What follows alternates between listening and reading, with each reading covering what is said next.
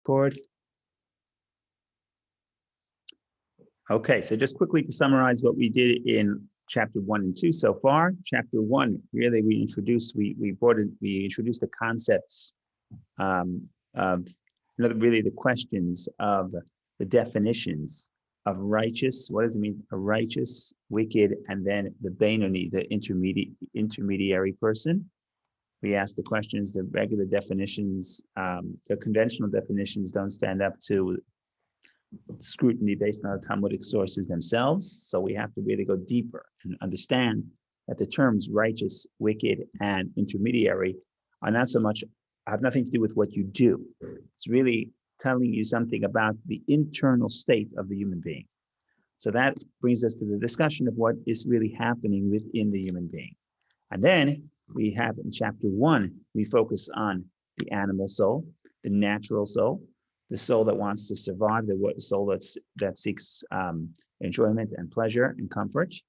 And then that was really, chapter 1 discusses like I said, the animal soul. And then chapter 2 is where we have the discussion of the godly soul, the second soul, which is the godly soul. And later on, we talk about how these two souls interact. But so far we mentioned the animal soul, the animal/natural soul, and then the godly soul. Now what's going to happen for the next few chapters, chapter 3, 4, and 5, 3, 4, and 5, we get a little bit more detailed to describe the godly soul. And then chapters 6, 7, 8, we describe the natural soul, the animal soul.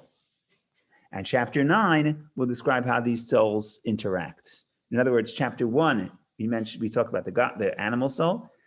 Chapter 2, godly soul. Now for the next 3 chapters, we talk about what does the godly soul mean? What does it do? What does a soul really mean in our context? And then, like I said, there's 3 chapters devoted to the natural soul, then to the interaction. So when we say soul, what do we mean? So we're going to introduce the concept that the soul, when we talk about soul, the soul has 10 faculties. Now, elsewhere it describes this is not the essence of the soul. The essence of the soul is unknowable, but we're not getting into that right now. We're talking about when we say soul, what do we mean? So the soul has a personality. The soul has is a description. There's something to talk about. What is the soul? So for the purpose of our discussion, a soul is the spiritual entity that has these 10 faculties. What are these 10 faculties? So the first thing we know, this is basic. I don't want to say basic, but this is on the building blocks of Kabbalah, that God Himself has 10 faculties. God, they call it 10 sfirot. When God is infinite, but when God wants to create the world, He expresses Himself in 10 finite expressions. These are the 10 sfirot. What happens is that the human soul reflects those, or we're talking about the godly soul now, but the godly soul reflects those 10 sfirot. Why do they reflect those 10 sfirot, the divine sfirot? Because really the godly soul, which is part of God, is really emanates from and devolves from the 10 divine sfirot. So we want to think, so what is a soul? A soul has 10 sfirot, 10 faculties that express the 10 divine faculties. And this whole chapter is a discussion of the 10 faculties. The truth of the matter is it doesn't discuss all 10 at length. It just discusses at length. It discusses 3, maybe 2 more, 5. And the rest, it doesn't really talk about because it's not important for this discussion. It says the other faculties are sort of branches of the first 5. So we're not going to get into analysis of all 10, but we're going to get some information about the sfirot, and we're going to say that if you want to say this, so the purpose of our discussion, when you want to say a soul, what is a soul? A soul possesses these 10 faculties. And later on, we'll talk about other things the soul has. In addition to the soul having the 10 faculties, next week we read about the soul also has garments, but that's another story. Just like there's a person, the person has a body, and the body also he's got a closet full of clothing, right? So the soul also has garments, but that's for next week. Right now, we want to say, what is the soul? Soul is the 10 faculties. Now, these 10 faculties are really divided into 2. Was what the book of Yetzirah, the book of formation, which is the earliest Kabbalistic work, refers to as the 3 mothers and 7 children. Doesn't refer to his children. He says doubles, but we'll get into that maybe later. But there are the parents, there's the 3 mothers, the 3 parents, And then there's the 7 children who derive from the 3 mothers. Now, this chapter is very important to understand in general Rabbi Shneur Zalman's new movement that he creates within the Hasidic movement, which is called the movement of Chabad. What is Chabad? Chabad is an acronym for Chachma, Bina, Dat, wisdom, understanding, knowledge, which is the first 3 faculties. And these faculties are the mothers. Why are they mothers? Because the big idea of the Chabad movement is based on the Kabbalistic premise that the emotions are produced by the intellect, by the mind. And therefore, if you want to get to the heart, you can't just get people together and sing a song and say an inspiring story and say l'chaim and dance around the table and make everybody feel good. That's wonderful, but that will not create a true emotion. If you want to get to emotion, you have to get to the awareness, wisdom, understanding, knowledge.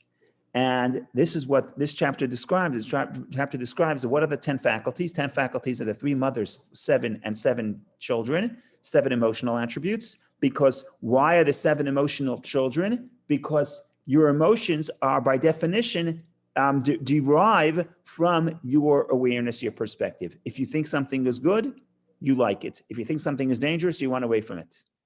And what we're going to do now is going to describe specifically, we spend a lot of time in this chapter, even though it's a relatively short chapter, but we spend time on describing the 3 intellectual capacities, attributes, wisdom, understanding, knowledge. And especially we focus on the 3rd one, knowledge, because it's the most critical, I don't want to say the most, it's a critical factor. And what we're trying to get at is to explain how the godly soul produces its emotions. So in other words, if you want to really take the big picture, what is a soul? A soul is 10 faculties. What are 10 faculties? 10 faculties is the awareness that you have in your mind and the emotions that are produced in your heart. That is the soul. That's personality. What's personality? What you understand and what you feel. And now, while we're discussing that, we discuss how this process works. And to figure out how this process works, we want to figure out why do I have 3? What are the 3 capacities of the intellect? What are the 3 mothers? The 3 specific faculties of the mind that produce the emotions. So that's really what we start with, and that's really chapter 3. Chapter 3 is a very interesting chapter and very relevant. Just to say one point that I never paid attention to, even though it's obvious. So the Chabad movement is Chabad, wisdom, understanding, knowledge, because that's the idea. The idea is you have to understand, you have to meditate, and you have to contemplate. And from there, it produces, from the mind, the emotion of love to God is produced in the heart. Well, Chabad has 2 names, you may know. Chabad is called Chabad Lubavitch. Why are we called Lubavitch? Because we started out in a town called Lubavitch. The Chabad movement lived, the seat, the headquarters of the Chabad movement was in I don't want to even say a town, a townlet, a little shtetl called Lubavitch, not too far from Bobroisk, because my great-grandfather was from Bobroisk, Avram Popak, so he actually ended up studying in Lubavitch only because he didn't live too far away in Bobroisk, and I think we have people here from Bobroisk also on the call. So what does Lubavitch mean? So I don't know, I'm not Russian, but they tell me that Lubavitch means city of love. Lyuba is love, and Vich is city. So when it was founded, that was the name. I guess you could think of it like Philadelphia, which means the city of brotherly love. But in any case, so if you think about putting both names together, Chabad Lubavitch, it's basically saying that the Chabad, the awareness, produces the love. And that's really the name of the movement, the double name. So that's just interesting. Go ahead, Vicky. Well, that's a beautiful introduction. But with anything else, I was just wondering if Alter Rebbe speaks anything about how the mind can be influenced against something, against love or brainwashing against godliness. Yes. So within the godly soul, not really. The godly soul, as you will see, the godly soul naturally, different people understand and connect to different things. And especially with the dots, the 3rd emotion, people are motivated by different things, even intellectually. So the godly soul is motivated by understanding godliness, But as you will see that once we introduce the animal soul's processes are very different. And I don't want to go too far ahead, but in the godly soul, in the animal soul, there's much more subjectivity involved. And often what happens in the animal soul is that the mind serves the heart instead of the way it is in the godly soul, where the heart, the emotions are produced by the mind. So yes, of course, a lot can go wrong, but part of what goes wrong is, but again, what does remain true is perception changes emotion. And therefore, that is also, could, like you mentioned, it could be something negative, but it can also be something positive, because really what it's telling you is that if you need to change even a negative perception, there's a way to do that. And the way to do that is through the mind. So yes, of course, the mind can be used both ways, but the godly soul's mind is primed to want to understand and to relate to the divine. The natural soul is primed to understand and to relate to things that make it happy and make it comfortable, and that's subjective good as opposed to objective good. So basically what you're saying, if somebody manipulates your mind to trigger the negative emotion, it should go through the natural soul, not through the godly soul. Will be naturally opposed to that. Correct. Now, we're not going to get back. If you remember the first page of the Tanya, the cover page, and the problem that Rabbi Shneur Zalman set out to deal with, to address, was the verse in Deuteronomy. The verse in Deuteronomy says that karov elecha hadavar me'od, this matter, the matter of serving God, the matter of being close to God, says Moses, is close to you in your heart, beficha, in your mouth, in your heart, to do. And the question was, and the really unstated question, but what the cover page says, we have to explain, how is it very close to accomplish this? Meaning to say, is it very close, really, is it accessible to serve God with your action? Yeah, it's not too bad. You get up, you do all the commandments, it's not so hard. Is it easy to serve God with your mouth? Yeah, you get up, you pray, you study Torah, not so difficult. It's not inaccessible. The real question is the heart. How is it easy? Later in Rabbi Shneur Zalman spells out the question. How is it easy to transform my heart to the love of God instead of a love to negativity? That seems like it's inaccessible. So how does Moses say, Karov elecha hadavar me'od? It's very near to you. That was the question on the cover page. And the answer is, it's very easy, just a long and short way. If you remember, we said that there's two ways. One way could be a short distance, but many obstacles. Another way is a very long distance, but it's smooth sailing. So Rabbi Shneur Zalman says, yeah, we're going to tell you how it's easy and accessible, because that's what Moses says. It doesn't mean it's not going to take time. Doesn't mean it's not going to take effort, but it means the path is paved. You don't have to blaze your own trail. The path has been set. Now, we're not going to answer this question until way later, and there's so many other details, but the beginning of the answer we already have in chapter 3, which is, it's not easy to transform your heart, but you can transform your heart through the mind. And that's part of the answer. Part of the answer is, what am I going to contemplate to create the emotion which is going to make it accessible? But without chapter 3, there's no rest of the book. Without the concept that the mind influences the heart, we can shut down the book, because the book is here to say, how is it accessible to transform my heart to love God? It's impossible to make your heart change unless you change your perception. And it's not, this idea is really based on, Rabbi Shneur Zalman doesn't put sources on each word he says, but there is a question that the teacher of Rabbi Shneur Zalman, the Magid of Mezrich, if I'm not mistaken, asks the question, and he says, how could there be a commandment to love God? It's also based on Maimonides. Maimonides says it in other words. And the answer is basically, there's no commandment to love God. You cannot command somebody to love. You could tell me to eat broccoli, but you can't command me to love broccoli. It's impossible. So what is the commandment that we say in the Shema every day? V'ahavta Hashem Elokecha, you should love the Lord your God. So that commandment means you're commanded to contemplate and meditate about the greatness of God, which will then lead to love. And that's why before we say the commandment in the Shema, you shall love the Lord your God, we talk about Shema Yisrael, Hear, O Israel, the Lord is our God, the Lord is one. In other words, that's the commandment. The commandment is the contemplation. If you contemplate, you're going to come to love. Now, Maimonides says this. A lot of this chapter really not spelled out in the exact same way. But in other words, it's not talking about that 10 sfirot and the mothers and the children and how the mind works. But Maimonides himself says the mitzvah to love God, it happens through contemplating the greatness of God, seeing God in nature, etc. And that will bring a person to love and awe. So this idea is not, like I said, it's not this concept is not revolutionary. In other words, it's not the first time it is written, but set up in an organized fashion in this way. Of course, that's unique. Okay, so I think we have the chapter in short, and I think now we can look inside and read it. It's a relatively short chapter. Again, we're going to look through the mothers and the children. The mothers are the intellectual capacities which produce the emotions.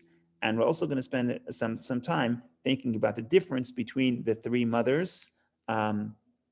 Specifically, they're not three mothers. Specifically, there's father, mother, and the union, as we will see soon. But in general, the book of Yetzirah, book of formation, refers to all three. In general, the intellectual capacity as mothers, and then the emotions, I'm calling them children. The book of formation calls them doubles, which is not, that discussion is not for right now. In general, Rabbi Shneur Zalman doesn't get into it, but if you look at the book of Yetzirah, it's called doubles because the emotions come in two forms. They come sometimes as strong, sometimes as weak, but we're not going to get into that right now. So what we want to do is we want to open the Tanya and we'll read the best of our ability. Hopefully we'll be able to understand and connect, because the connection is critical, as we will see in the end of the chapter. So here is, we're not doing the lessons in Tanya, that makes it much longer. I'm just doing, this is just the English translation, a little old English, but what can you do? I'm just going to also share the link if anybody wants the link. Here we go.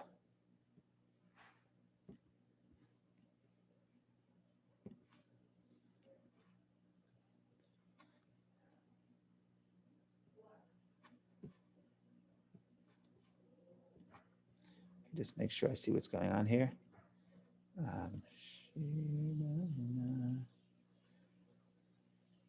Okay, it's strange. I don't see you for some reason on my screen.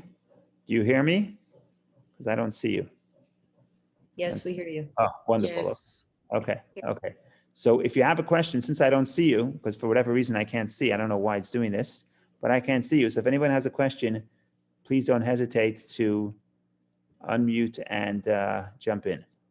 Okay, I begin to read. Like I said, don't be afraid to jump in. Here we go. Now, each distinction and grade of the three nefesh, ruach, and neshama. Because last week we discussed how there are three souls. We talk about all of the different gradations within the souls within the souls. But we said all of them, nevertheless, are part of God Himself. So now we're talking about any soul, whether your soul comes from nefesh or ruach or neshama, consists of 10 faculties, corresponding to the supernal 10 sfirot, divine manifestations, from which they have descended.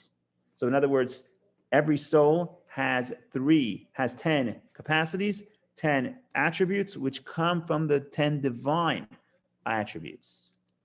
Now, these 10 attributes, which were subdivided into two, namely the three mothers and the 7 multiples. What are they? So we have chachma, wisdom, bina, understanding, and dat, knowledge, and the 7 days of creation, chesed, kindness, gevura, power, tiferet, beauty, and so on. So in the book of formation, it refers to the 7 emotional sfirot as the 7 days of creation. Because Kabbalistically, the 7 days of creation, why would the 7 days of creation? So it wasn't just technically speaking that it happens to be, it took them 7 days to create. But each of the 7 days of creation represent one of God's 7 emotional traits. In other words, the creations of each of the 7 days correspond to one of those sfirot. So we're not going to get into it right now exactly how that works, but day 1, there's light. God said, or God said that to be light. Light is expression, that's kindness. Day 2 is division, dividing heaven and earth. Division represents holding back, et cetera, et cetera. So the bottom line is we have three emotional, three mothers, which is intellectual sphirot, and then we have the 7 days of creation, which are the emotions. Okay, we continue. Similarly, it is with the human soul, which is divided in two: seichel, which is intellect, and midot, emotional attributes. The intellect includes chachma, bina, and dat, which is an acronym of Chabad, whilst the midot are love of God, dread and awe of Him, glorification of Him, and so forth. So chesed, gevura, tiferet, love, awe, and beauty, glorifying, that comes the ability to be moved and be inspired and be moved by beauty. That's the third, and so forth. In other words, there's another 5, but we're not going to. There's another after there's 4 because you mentioned 3. There's another 4, but we're not going to discuss that right now. As you'll see later, he says they are the branches of the emotions, but we're not going to get into that right now. In any case, Chabad, the intellectual faculties, are called mothers and source of the midot, the emotions. For the latter are offsprings of the former. In other words, emotion are offsprings of the intellectual awareness, and therefore the emotions are called children, and the intellect is called the mothers. And now he's going to explain. And when he explains, he's also going to explain, while we're at it, he's going to explain the difference between the 3 intellectual capacities, but he begins with the first 2. What are the first 2? Chachma Bina. Chachma Bina. What's Chachma Bina? Chachma Bina, Chachma, wisdom. Again, I don't know that in English it has this connotation, but in the Kabbalah, Chachma Bina, Chachma represents the idea to be able to grasp a new idea, a flash of insight. In general, Chachma, it gets the general idea first. Person is studying or contemplating, it doesn't understand, and it has as it reaches a block, and all of a sudden you get a flash of an idea. That's the chachma. That's the power to innovate, to create a new idea, and that's a very, very significant idea. But you then, if you're not going to fully understand it until that idea is analyzed, is fleshed out, is applied to other areas, until you test its limits, etc. And that is Bina. That's the understanding. The understanding is the detailed analysis. You have an idea to write a book. So the idea you can write in 1 sentence. You have an idea, you have a new idea, a plot idea. What is that? That's the Chachma. Then you have to go write 400 pages to figure out how that idea plays out. Oh, that's the capacity for Bina. That's the capacity for analysis and application. Now, in general, we refer to all 3 intellectual capacities as mothers. But as we see here, Rabbi Shneur Zalman is going to say that in the Kabbalah, Chachma and Bina is father and mother. Why father and mother? Because that's what happens in the physical, biological union between male and female to produce a child, where the father gives the seed. The seed is like the general idea, but the seed does not produce a child until there's the mother. And what does the mother do? The mother develops the seed to a full-fledged fetus and then ultimately human being. So that's the metaphor for the Chachma and the Bina, how they work together.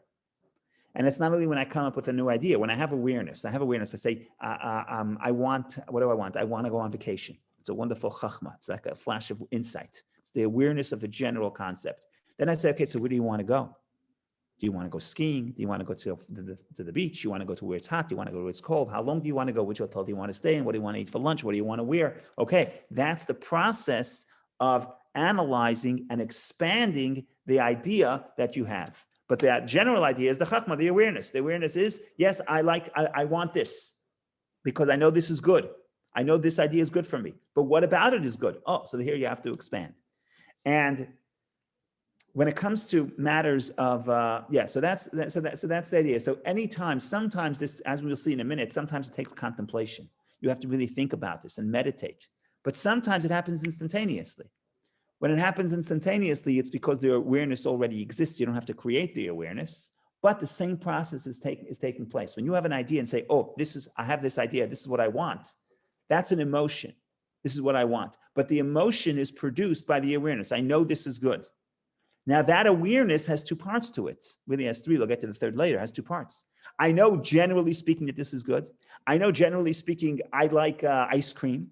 I also know specifically what flavor ice cream I like and at what temperature it should be and how it should be served. Okay, these are the details. So every time I have a desire, every time I have a desire for something or an emotion for something, it's based on an awareness. And that awareness too has two parts to it. It has the chachma part, which is the general kernel of the awareness, and then it has that general kernel as it is fleshed out. So that's what we're going to get to right now. We're going to discuss the first two faculties of the three, of the three intellectual faculties: chachma, bina, wisdom, and understanding. So here we go. The explanation of the matter is as follows: the intellect of the rational soul, which is the faculty that conceives anything, is given the appellation of chachma, koachma. The word chachma, wisdom, is made up of two words, koachma, the potentiality of what is. Koach, the power of ma, to ask what is. To ask what is another way of saying to come up with an idea, but the idea is still in the state of ma. It's what is, it's undefined. You have a new idea, the new kernel idea, the idea flat, you have a flash of wisdom, it falls into your head, and I stop you and I say, how is this going to solve the problem? You're not sure yet. You didn't have the bina yet. The idea was not expanded yet, but nevertheless, the kernel of the ideas are already there. When one brings forth the power from the potential into the actual, that is, when a person cogitates, I guess that's a word, with his intellect, in order to understand a thing truly and profoundly as it evolves from the concept which he has conceived in his intellect, this is called bina. In other words, once you analyze the idea, and it evolves from just being the kernel of the idea to fleshing it out in a person's intellect, that is called bina, that is called understanding. These, chachma and bina, are the very father and mother which give birth to the love of God and awe and dread of him. In other words, you have father and mother produce the children. What are the children? The children are emotions. And now we have a beautifully poetic description of this process of when a person thinks about the greatness of God and the emotions that are going to be produced. And this is very concise, but every word here is significant. You're going to see Rabbi Shneur Zalman in 3 words gives 3 different types of meditations. And then he quotes different verses that describe love of God. If we had the time, we could show how every type of emotion described in those 3 verses that Rabbi Shneur Zalman brings corresponds to the 3 forms of meditation that he alludes to. So this is actually interesting, but it's also poetic. In other words, if you want to go deeper, it gets more interesting. There are many layers over here, but it's a very beautiful paragraph. So here we go. For when the intellect in the rational soul, by the way, in this context, when he says rational soul, it's synonymous with the godly soul, but whatever the case. For when the intellect in the rational soul deeply contemplates and immerses itself exceedingly in the greatness of God. So a person contemplates and meditates about the greatness of God. What does he think about? So we're going to give 3 options, three meditations. How he fills all the worlds. According to the Kabbalah, the term is mimale kol almin. That's the Hebrew term. God fills all the worlds. In other words, everything in this world has an energy of God creating it. So by extension, everything in this world is an expression of godliness. So in that sense, God fills the world. A ray of light, a little ray of godliness fills every creation and encompasses all worlds. Encompasses all worlds is a different meditation. The first meditation is that every creation is an expression of godliness, which it is, because God is invested in the world. That's true. But God also transcends the worlds. God is greater than the worlds. And that's what the Kabbalah calls sovev kol almin. God encompasses, God surrounds all the worlds because he's too great to enter the world. He transcends the worlds. And here we get a third meditation, and in the presence of whom everything is considered as nothing. We talk about the essence of God. The world is like insignificant compared to the essence of God. So here we have 3 meditations. Without many other places in the Hasidic literature, these meditations are fleshed out. But he's giving here in short. He's saying, if you think about the greatness of God, how God fills the world, how God encompasses the world, how the entire world and the entire universe is insignificant compared to the essence of God, there will be born and aroused in his mind and thoughts the emotion of awe for the divine majesty, to fear and to be humble before his blessed greatness, which is without end or limit, and to have the dread of God in his heart. That's the first thing. Wow, God is infinite. God is great. God is transcendent. I'm in awe. Next, his heart will glow with an intense love, like burning coals, with a passion, desire, and longing, and a yearning soul towards the greatness of the essence, Ein Sof, infinite light. This constitutes the culminating passion of the soul, of which scripture speaks. And here he quotes 3 different verses of King David in the book of Psalms. As my soul longeth, ye, even fainteth, and my soul thirsts for God, and my soul thirsts for thee. In other words, the different expressions of the soul thirsting for God. The thirst is derived from the element of fire, which is found in the divine soul. As students of natural science affirm, and so it is in Eitz Chaim, the element of fire is in the heart, while it's the source of the element of water is moisture in the brain, which is explained in Eitz Chaim, Portal 50, to refer to the faculty of Chachma called the water of the divine soul. The rest of the midot are all offshoots of fear and love and their derivations, as explained elsewhere. So this explains why, let's put it down. This just explains why Rabbi Shneur Zalman says, I'm not going to explain all the other sfirot. If you want to do that, look elsewhere, because once you explain love and awe is the building blocks of all the other emotions, right? The primary emotions is either love, I'm drawn to you, or I'm in awe, I'm repelled by you, I run back. Every other emotion is a derivation of these 2 primary. So what did we say so far? We said so far that in the beginning we said, what is a soul? Soul has 10 sfirot. 10 sfirot are the mothers and the daughters. The mothers and the daughters would mean the mothers and the children, not daughters. The mothers represents the intellectual sfirot, which give birth to the emotions. That was the first part of the chapter. Next part of the chapter, the second part of the chapter, he talks about specifically within the category of mothers of the Chachma Bina Dat, wisdom, understanding, knowledge. Let's discuss the first 2, father and mother. What's the father? Father is the Chachma. Chachma is the general idea, the seed, the kernel of the idea. That's the mind's ability to understand something, to grasp something, even before it's fully analyzed. And then you have the mother. The mother is the capacity in the mind to expand this idea, this new idea, and to analyze it and to expand it, right? Some people are very good at coming up with new ideas, but they're very bad at applying it fully. And other people, they can't come up with their own ideas, but you give them a new idea, they can analyze it, they can compare it, they can apply it to all different circumstances, and that's 2 capacities within the soul. The Chachma is more creative, and the Bina is more analytical. And that's actually very interesting, because in the Kabbalah, Chachma is on the right side and Bina is on the left side. And now with the science figures out that in the brain, there also all creativity comes from the right side of the brain, and the powers of analysis come from the left side of the brain. So that's consistent with what the Kabbalah was saying about Chachma Bina, right side, left side.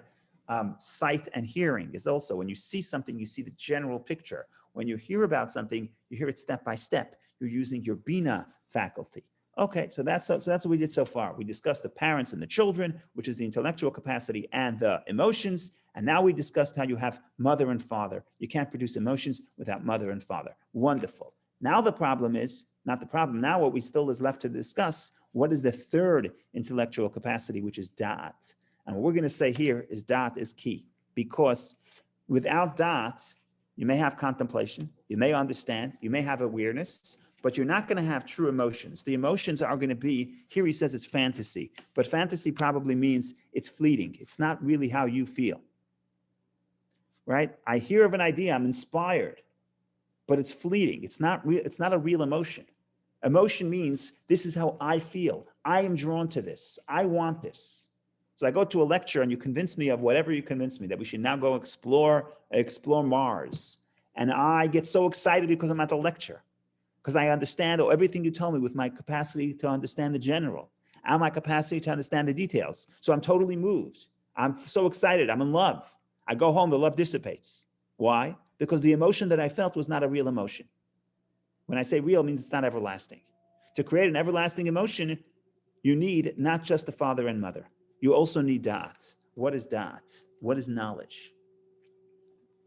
So this, in some ways, is most important, because you could have the awareness and you still won't get the you still won't produce the true emotion, which is ever, in other words, emotions that are not fleeting, unless you have da'at. What is da'at? Da'at is knowledge. Knowledge means, in English, it doesn't have this connotation, but in Hebrew, the term da'at means that a person connects to that thing. In other words, the problem with knowledge is often knowledge is abstract.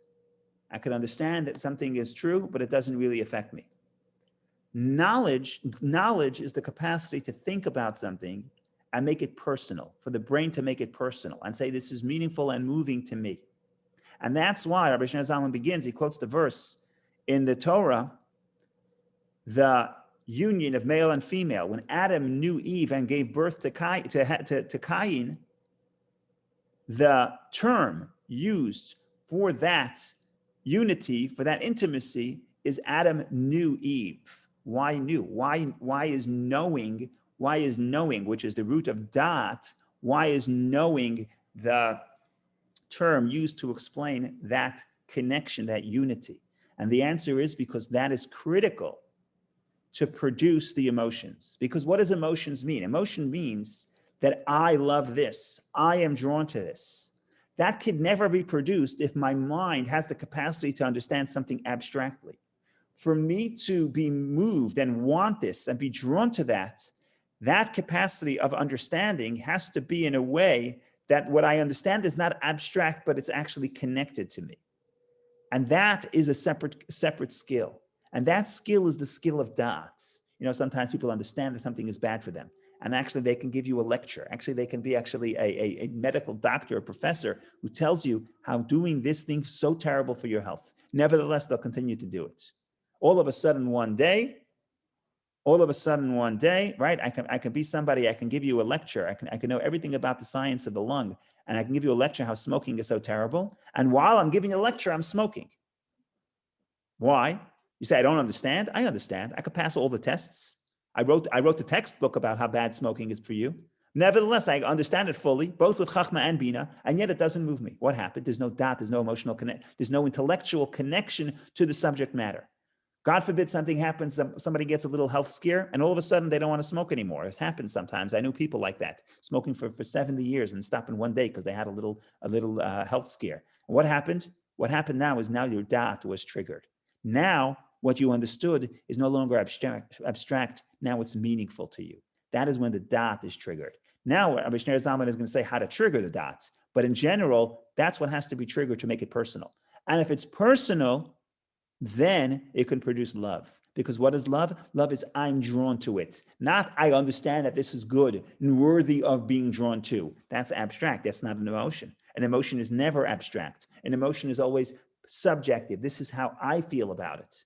So if you're not going to trigger that part of your brain, which has the capacity not just to understand abstractly, but to connect to the concept, then the da'at is not going to be triggered. So that's your Karina's question, and then we'll see if we can elaborate a little bit more, and then we'll read the beautiful words of Rabbi Shneur Zalman. Go ahead, Karina, please. Yes. Now I have a question regarding the word that. Is it related to dati, like religious? Like No. Okay. Dati, religious, is first of all, it's a modern word, religious. The term, using the word for dati as religious is a modern term. In biblical Hebrew, dat means law. There really is okay. no word for religion in biblical Hebrew because there's no such thing as religion, because there's no such thing as not religion, right? Religion means, you think about it, religion means there's a part of my life which I dedicate to God. But in Judaism, there's no such thing as religion. What do you mean? Everything. There's no distinct part of my life which is religious. So in Hebrew, that term in biblical Hebrew, it does appear in the Torah, the word dat. But dat, it means the law. But in any case, that's dalid taf. Here it's dalid ayin taf. Okay. Different word which connotes knowledge, and knowledge is union. Like Adam knows Eve. What do you mean knows? He knows his last name. He knows where she lives. No, it represents a deep connection, deep connection. So let's read it inside. First, I'll tell you a story. The story is like many of the Hasidic stories, it's low on plot and high on meaning. So there's the metaphor that they say like this. The metaphor is they say that there was, I must have said this story many times, but there's a villager who's ignorant. He's illiterate. He doesn't know how to read. So he hires a teacher to teach his children. And one of the functions of the teacher was that whenever the villager would get mail, the teacher would read it to the villager. One day the mail comes and the teacher reads it to the villager, and the villager faints on the spot. He hears what the letter says, he faints. So that's the end of the story. Now the question, no, we're not done the story yet. We're almost done the story. So what happened? What happens was that the letter said that the villager's father died. So the villager fainted. That's the story. Plot is over. You can't really, I don't think you could sell this to Hollywood, this plot. But in any case, so now the Hasidim come and analyze the story. 1 second, we don't understand. How come the villager fainted, but the teacher didn't faint? Now the teacher read it in first person. The teacher read it directly. The villager only heard it from the teacher. And the villager doesn't even know how to put the letters and words together. So who understands the letter better? Who understands the construction of the sentences better? Certainly the teacher. But how come the teacher doesn't faint? How come the villager faints? So it's a ridiculous question. Why is it a ridiculous question? Because the teacher is not going to faint. Like the Hasidim say in Yiddish, it's Yenim's tate, it's the other guy's father. What do I care about the other guy's father, right? So you could hear that something happened, but it's the other guy's father. It's got nothing to do with me. There's no dot. Dot means that what I know has to do with me, right? God forbid you hear and you say, there was a tragedy. Okay, it's a tragedy. If it happened in Japan, nothing against the Japanese. It happened on the other side of the world. Okay, fine, you understand it intellectually. You hear that it happened next door to you. All of a sudden, you move. All of a sudden, it's personal. All of a sudden, you're frightened, or you're in pain, right? So this is the capacity of the mind. The mind has a capacity to think of something abstractly or to connect to that person, to connect to the subject matter. And if I connect to the subject matter, if my dot is triggered, then I will feel an emotion. Now, sometimes my dot is triggered naturally because it's my father, quote unquote. It's something that's meaningful to me. But now Rabbi Shneur Zalman is going to say, even if it's something that's naturally not close to me, nevertheless, with the proper meditation, contemplating upon it again and again and making it personal, a person is able to produce the mind of dot. And when he can produce dot, he can unlock the emotions. So that's, in some ways, maybe even the most important part of the chapter. We're going to go for it right now. Here we go. Chapter 3. Share it, the end. Dot is the etymology of which is to be found in the verse, and Adam knew, Yada, he knew Eve, implies attachment and union. That is, one binds his mind with a very firm and strong bond, too, and firmly fixes his thought on the greatness of the blessed Ein Sof. Ein Sof is the infinite light of God, without diverting his mind from him. For even one who is wise and understanding of the greatness of the blessed Ein Sof, in other words, even if you have wisdom and understanding, even if you have chachma and bina, even if you can understand the greatness of God, you can understand the general idea and you can understand the details and the ramifications. Nevertheless, just wisdom and understanding alone will not, let's skip the bracket, will not produce in his soul true love and fear, but only vain fancies. In other words, it's just a fantasy. In other words, it's not, you don't really love. If you really loved, it wouldn't be fleeting. Unless he binds his knowledge and fixes his thought with firmness and perseverance. Therefore, da'at is the basis of the midot. It's the basis, the foundation of the emotions and the source of their vitality. It contains chesed and gevura, that is to say, love in its offshoots and fear in its offshoots. What is Rabbi Shneur Zalman saying here? Saying here, even if you know something, you understand, you wrote the textbook. For every day, if you want to trigger the da'at, you have to focus your mind, you have to meditate, you have to think about it, and be firmly, in other words, be focused, really do meditation, not to think about, set aside a time where you think about this concept again and again, and you make it personal, and you focus, and when you would do that, that's how da'at is triggered. And that's why in the Hasidic movement, the emphasis was, a tremendous emphasis was placed on prayer, because prayer was the time, not just when a person connects to God, but prayer was also the time of the meditation, of thinking about triggering the da'at. In the beautiful words of Rabbi Shneur Zalman, you see the words he uses, it's very powerful. And they would spend a lot of time a day. They would spend, the early Hasidic master, the early Hasidic followers would spend a few hours a day praying, because they would meditate and think. And this was part of the opposition was, oh, they're spending too much time praying, not enough time studying Torah. But that's another story. In any case, the words that he uses, one binds his mind with a very firm and strong bond to, and firmly fixes his thought on the greatness of the Blessed Ein Sof, without diverting his mind from him. In other words, you have to have time, you set aside, you sit down, you meditate, you think about this and think about nothing else. Right? Because otherwise, just wisdom and understanding is not alone, or not enough, unless he binds his knowledge and fixes his thought with firmness and perseverance, which means it may not happen in a day, it may take time, but it also takes practice, like any meditation. Any meditation, to learn to meditate takes practice. Because if I tell you now to think about something, to control your thought, to think about a specific thought for 60 seconds, it will be very difficult. I can barely control my thought for 10 seconds. But over time, person practices. First, I think about it for 15 seconds for a week, and then 30 seconds, then a minute, and then 2 minutes. And then over time, a person learns to meditate and think about and focus on this topic of any topic, but in this context, it's a topic of the greatness of Hashem. Then that will produce the love of God within. That would produce, naturally, that's what happens. The intellect, if done properly, if you have chachma, bina, dat, wisdom, understanding, knowledge, the first two are more abstract. Understanding the idea generally, and then understanding the details, and then applying it to oneself through meditation, then the emotions are born. And this is all within the godly soul. In other words, the godly soul goes through this process. Now, the problem is that in addition to our godly soul, we also have the animal soul, and they fight and they interact. We'll deal with that later. But so far, we're focusing on the godly soul. And as I said, next week, we also continue for the next 2 weeks. We continue to focus on the godly soul. And after that, after we devoted the chapters 3, 4, 5 to the godly soul, we go to chapters 6, 7, and 8, which we focus on the animal soul, natural soul. And then 9, we get back to 9 and 10, I think. Yeah, 9 and 10, we get back to the 9. We talk about the interaction between the two. And then 10 and 11, we already start getting back to the answers, the first answers of what does it mean tzaddik? What does it mean righteous? What does it mean wicked? And finally, chapter 12, we get to the point of what is the intermediary person. So the first 12 chapters form one unit to define the righteous, the wicked, and the intermediary person. But to do that, we first have to define what is the two souls, what is the godly soul, what is the animal soul, and how they interact with each other. So this is the story in short, ladies and gentlemen. Thank you for joining. See you next week, chapter 4. Go ahead, Richard. We can't hear you. I'm sure it's a very good question, but we can't hear. I'm sorry, you hear me now? Yeah. Now?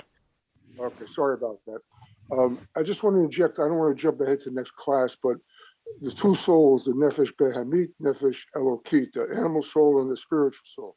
I understand that God is in both those souls, and naturally in the spiritual, but I think God, from what I heard, that God could also be in the animal soul. Is that correct, or am I misinterpreting something? Yeah. At the end of the day, everything is connected to, everything is a creation of God. Everything exists because of the divine energy. So that, in that sense, yeah, God is everywhere. But in the awareness, no. The awareness, the animal soul feels self. The godly soul feels part of God.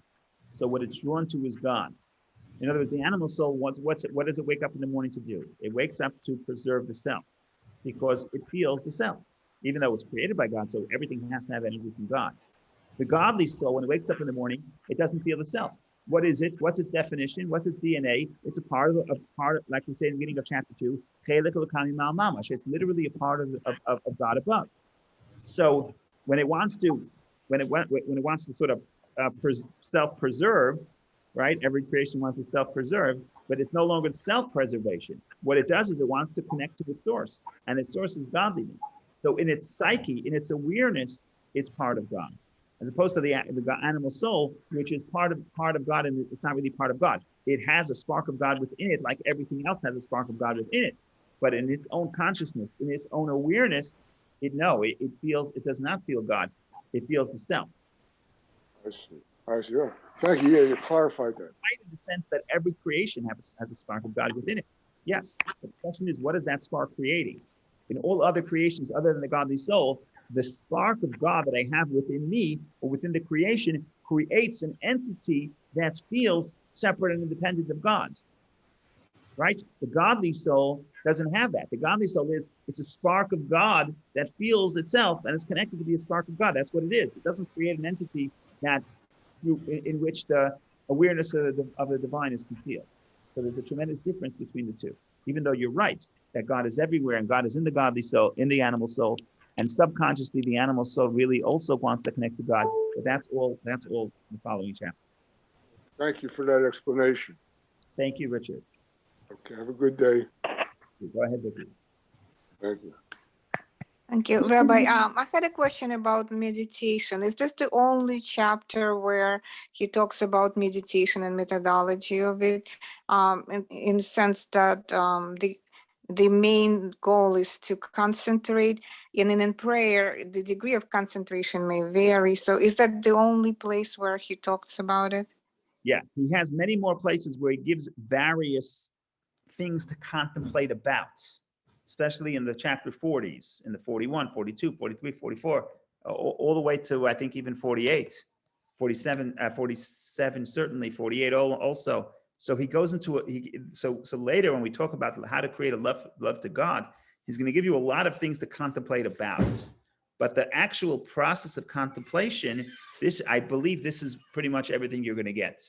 And there's no, I don't know that there's a step, there's a step-to-step guide, because it could be, it's a little personal for everybody. I'm saying it's unique for everybody. Everyone has their own way of going about it, right? Some people want to sit in nature. Some people want to close their eyes. Some people want to read the book, right? Everybody, I don't know that there's a manual of how one size fits all manual. But what's clear is that this is something that just understanding it intellectually, just because you can write the paper of the greatness of God, that is not going to produce the love and awe. I mean, it will produce a feeling, but it's fleeting. It's not going to become you. It's not going to become, this is what I want. Why? Because I'm understanding it as something abstract. Then I have to, but to understand it as something that's personal, that takes contemplation, and it takes time and thinking and focusing and not distracting. And when you do that, if you do that for 2 minutes a day, 3 minutes a day, 5 minutes a day, and continuously, this will produce, this form of meditation will produce the emotion. Thank you. So basically, if you're praying with the intent, with the meditation in mind, and take it personally, like it's up to each person how to internalize it, basically. Correct. Now, it happens to be later on, he's going to say there's going to be qualifications. Some people, it's harder for them to do because their soul is not, how do I say this, is more an emotional soul than an intellectual soul. I'm sorry, the opposite. Some souls are more intellectual than emotional, harder for them to give birth to emotions. Chapter 16, he discusses that as well. So they have a different path. In general, this is the model. There are variations because people are different and every soul is different. But for the most part, if you want to talk about, but this is certainly true. Every time, let's go back a second. Anytime I have an emotion, it's because I have three mothers. I have father, mother, and union, right? I have I must be aware of the general. I cannot love anything. I can't love. Could you love someone you never saw? Could you love someone you never saw a picture of? It's impossible. How do you love something? Love means you have to know what you love. Yeah, you have to have an awareness that produces the love. So when I love the general concept. I have to have the awareness of the general concept. I have to have the details. That's Chachma and Bina. But I also have to feel connected to that thing. Right? So that's true across the board. Every time I have an emotion, I have wisdom, understanding, knowledge. Now the question is, if I want to produce an emotion, how do I recreate that process? So it takes the process of study. I have to study Hasidic philosophy. I have to study the inner secrets of the Torah. Why? Because then it's Chachma and Bina. I have to get the concept, and I get to get the details. That's why the Hasidim, the study of Hasidus was so important. That's the Chachma and Bina, the awareness. But awareness alone is not enough. I need it to be personal, right? So that's why the meditation and the prayer. But anytime I have an emotion, this is what's true across the board. Like I said, some people, it's harder for them to create their own emotions. You'll see that in chapter 16. But the bottom line is, every time, what's true across the board, every time I have an emotion, I have these Chachma Bina Dat. To create an emotion, I need to go through that process. I need to study, to spend time studying. And then studying, like I said, I also have to do also the details. If I just study generally, oh yeah, God is great, not going to do it.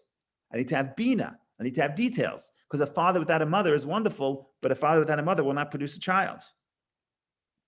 And then just the understanding itself is also not going to do it's not going to produce a child because it's too abstract. So at the moment I feel, wow, this is so beautiful, this is inspiring, but I go home and all of a sudden I want chocolate cake and I'm not drawn to God anymore. Why? Not that there's any problem with chocolate cake, but I'm saying what I really want comes from within. What I want is something else. That knowledge that the greatness of God was too abstract to make me want something from my own self, right? The subjective self should want it. So how do I get that I should want this? Well, for that you need da'at. Da'at means that you meditated in a way that it actually became personal. It's good for me, it's not good, right? There's two verses in King David's book of Psalms which are very similar. One verse says, Kirvat Elokim Tov. Being close to God is good. What a wonderful verse. Then there's one other verse that just adds one little detail that makes all the difference. Kirvat Elokim, the closeness to God, Li Tov, is good for me. What's the difference between the two verses? The first verse is talking Chachma and Bina. King David understands coming too close to God is very good. That's a objective statement. It's not a subjective statement. When I say being close to God is good for me, that's da'at. That's awareness. Now it's personal. Now it's going to produce the emotions. Beautiful. What psalm is that? Then I have to check on Google. Okay. Thank you. No, that's okay. Thank you very much. It's beautiful. Thank you. Let's check right now. There's no reason to. It's the reason why Google was created. Kirvat Elokim. So.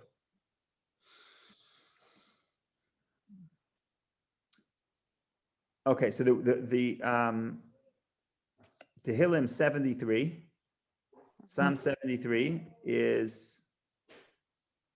No, Thank you. that's one of them. Let's see. Yeah, Psalm 73 is closeness of God is good for me. And let's see where it says Kirvat Elokim Tov. Is that when it penetrates in a natural soul in a way, a little bit? What do you mean? I mean, fusing the godly and natural soul. Oh, so that we'll get to that later. We'll get to how do these souls interact, and yeah, we'll get to that later. But this is if you let the godly soul take over. If you say now is time for my godly soul, now my godly soul is going to study Chassidus and meditate. Hopefully, what you're going to do is you're going to trigger your Chachma, your Bina, and your Da'at. Why can't I find the verse Kirvat Elokim Tov? I don't know. That's enough. Thank you so much. Thank We you, Rabbi. got the idea. Wonderful day. Thank you very Shabbat much. shalom. Shalom, everybody. Be well. Thank you.